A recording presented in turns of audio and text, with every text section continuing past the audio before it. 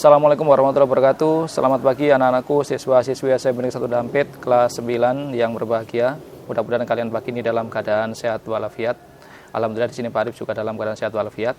Mungkin kalau kalian melihat backgroundnya Pak Arif kali ini, kalian merasa berbeda dari biasanya. Yap, kalau kalian perhatikan backgroundnya Pak Arif kali ini berbeda dari biasanya. Ya, biasanya Pak Arif merekam di dalam ruangan, kali ini berada di luar ruangan. Nah, kalian bisa lihat di belakang Pak Arif. Ini ya, nah, perhatikan ya. Oke, nah kalian nanti bisa tebak di mana posisi Pak Arif ini di sekolah di bagian mana ya. Nanti tulis di kolom komentar ya, bagian bawah. Baik anak-anakku, kali ini kita langsung menuju ke materi ya. Kita melanjutkan materi yang kemarin, yaitu adalah materi perpangkatan dan bentuk akar. Kali ini adalah pembagiannya, silakan dibuka buku paketnya. Kalau di buku paket kalian yang dipinjam dari perpustakaan itu berada di halaman 22. Nah, di halaman 22 pada kegiatan 1.3 di situ adalah pembagian pada perpangkatan. Nah, kemudian pada kegiatan 1 di situ pada pembagian perpangkatan itu kalian disuruh mengamati yaitu bagaimana sifat-sifat dari pembagian pada perpangkatan. Nah, anak-anak sekalian, untuk memudahkan kalian dalam memahami pembagian pada perpangkatan ini, maka Pak Arif akan membantu seperti biasa. Tolong diperhatikan di papan hitam yang berada di sebelah kanan dari gambar buku itu. Ya. Pada contoh yang pertama di situ pada pembagian perpangkatan adalah 3 pangkat 9 dibagi dengan 3 pangkat 4. Jadi, seperti ini ya penjelasannya.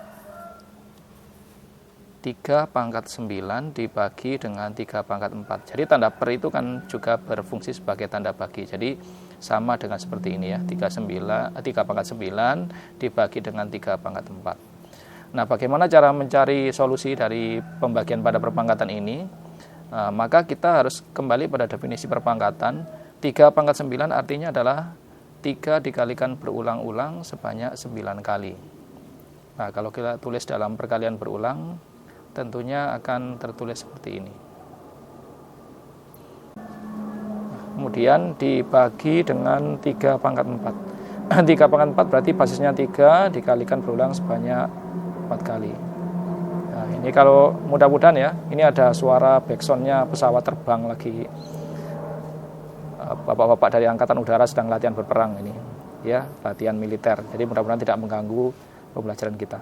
Nah, untuk 3 pangkat 9, kembali sini ya, 3 pangkat 9 dibagi 3 pangkat 4, di situ maka kita bisa menggunakan sifat yang sudah diajarkan oleh guru kalian selama di sekolah dasar atau di madrasah ibtidaiyah ya, bahwa bentuk pembagian semacam ini kan dulu dikenalkan oleh gurunya metode dicoret gitu ya, maka ini juga sama, bisa dicoret seperti itu ya.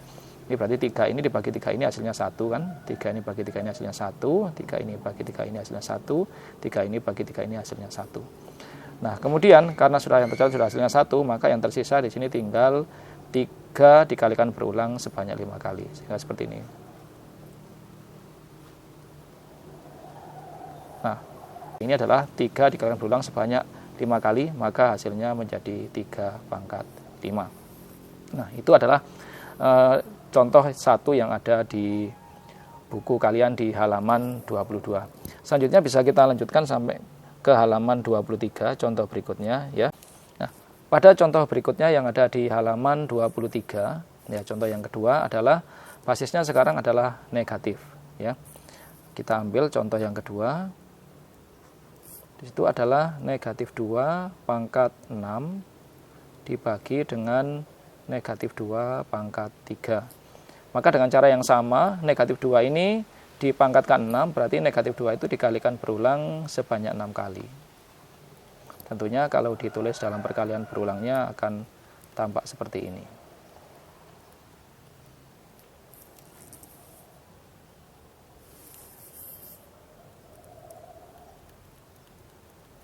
Kemudian dibagi dengan negatif 2 pangkat 3, berarti dikalikan berulang sebanyak 3 kali.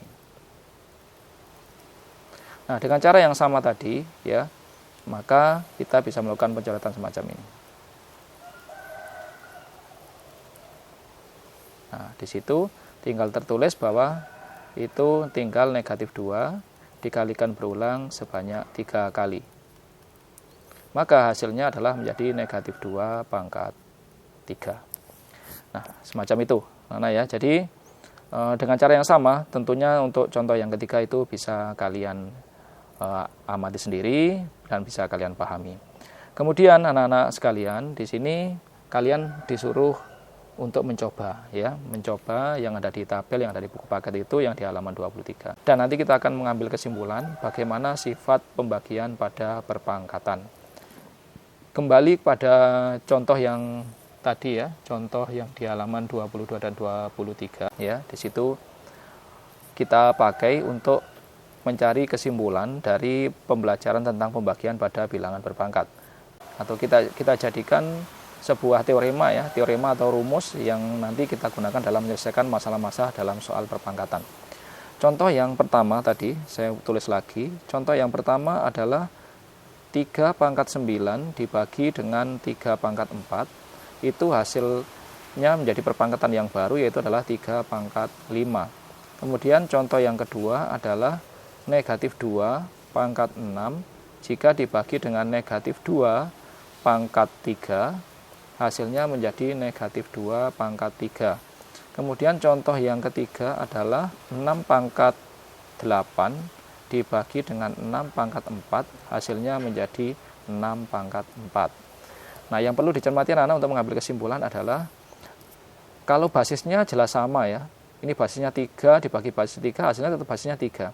Yang perlu kita amati adalah eksponennya. Ini eksponennya 9 dibagi dengan eksponennya 4. Itu hasil perpangkatan yang baru itu eksponennya menjadi 5. Contoh kedua begitu juga. Eksponennya 6 dibagi dengan eksponennya 3 berubah menjadi perpangkatan yang baru eksponennya 3. Nah, dari dua ini kita duga dulu ya. Kita duga dulu. Yang pertama itu 9, apa hubungannya dengan 4, bisa menjadi 5. Kemudian yang kedua, 6, apa hubungannya dengan 3, bisa menjadi 3. Nah, tentunya kalau kita masukkan operasi ya, itu ada operasi tambah, kurang, kali, atau bagi.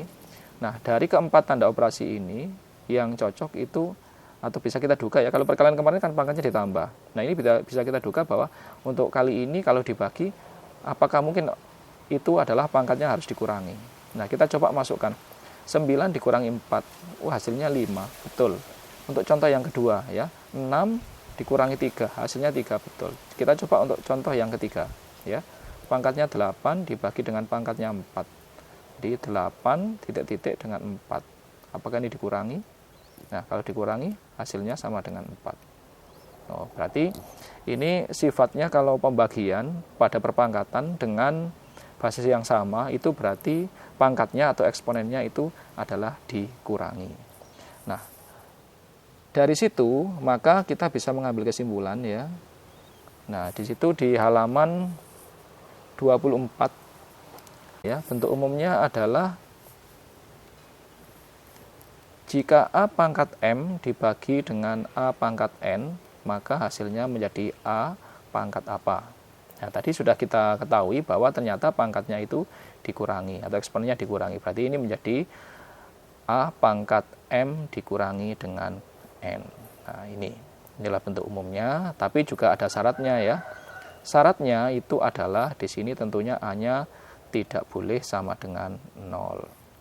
Nah, kenapa A-nya tidak boleh sama dengan 0? Karena dalam pembagian ini ya, ini nanti kalau 0-nya menjadi penyebut itu maka tidak boleh ya. Terus kemudian ada lagi syaratnya itu bahwa M dan N-nya adalah anggota bilangan asli sesuai dengan definisi dari perpangkatan sebelumnya. Nah, anak sekalian, sebagai contoh ya, misalkan kita buat soal 0,2 pangkat 12 dibagi dengan 0,2 pangkat 7. Maka hasilnya adalah 0,2 pangkat 12 dikurangi 7. Nah, jadi kalau pada pembagian pada perpangkatan itu adalah pangkatnya dikurangi. Tentunya kalian masih ingat, menghafalnya mudah. Kalau pada perkalian, pada perpangkatan dengan basis yang sama, itu pangkatnya dijumlah atau ditambah. Tetapi jika perpangkatan itu dibagi dengan basis yang sama, maka pangkatnya dikurangi. Jadi sampai hari ini kita sudah punya dua sifat perpangkatan, yaitu adalah pada perkalian dan pada pembagian jika basisnya sama. Supaya tidak lupa, kita simpulkan bareng-bareng bersama-sama ya. Mulai dari awal, dari dua sifat itu ya.